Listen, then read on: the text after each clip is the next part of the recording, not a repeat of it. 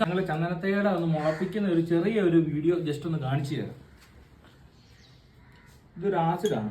ഈ ആസിഡ് ഈ ഇതുപോലെ ഒരു ഫ്ലാസ്ക് എടുത്ത് ഇടുക.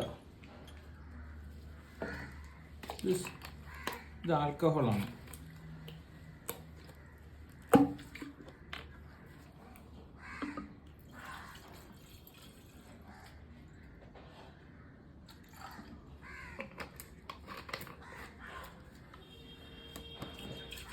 ഇത് നന്നായിട്ട് മിക്സ് ആവണം എപ്പോഴും.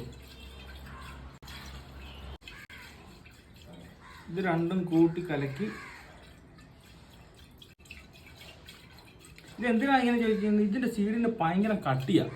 ഇത് ചന്ദന മരത്തിന്റെ സീഡുകൾക്ക് ഭയങ്കര കട്ടിയാണ്. അപ്പോൾ ഈ കട്ടി കുറച്ച് ഇതിന്റെ ഇമ്മ്യൂണിറ്റി പവർ കൂട്ടിയിട്ട് വേണം നമ്മൾ വെക്കാൻ. കാരണം കേരളത്തിലെ 14 ജില്ലയിലും മണ്ണിന്റെ ഫലപുഷ്ടി എന്ന് പറഞ്ഞാൽ പല അളവിലാണ് നിൽക്കുന്നത്. അപ്പോൾ നമുക്ക് ഇതിന് ഇമ്മ്യൂണിറ്റി പവർ കൂട്ടാൻ വേണ്ടിയിട്ടാണ് ഈ ആസിഡും ആൽക്കഹോളും ഒക്കെ നമ്മൾ യൂസ് ചെയ്യുന്നത്.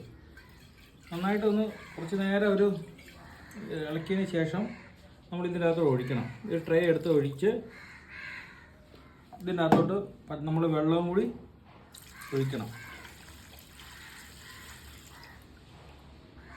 അതിനുശേഷം ഒരു ഏകദേശം ഇത്രയും തൈകൾ ഇട്ട് വെക്കുക. ഇങ്ങനെയാണ് ഇതിൻ്റെ ഒരു ആദ്യത്തെ ബേസിക് ആയിട്ടുള്ള ഒരു പ്രോസസ്സ് വരുന്നത്. എത്ര മണിക്കൂറോളം ഇതിനകത്ത് ഇരിക്കണം, എന്നിട്ട് വേണം ഇത് ഇതുപോലെയുള്ള ട്രേയിലേക്ക് എടുത്ത് പാകാൻ. Thank you.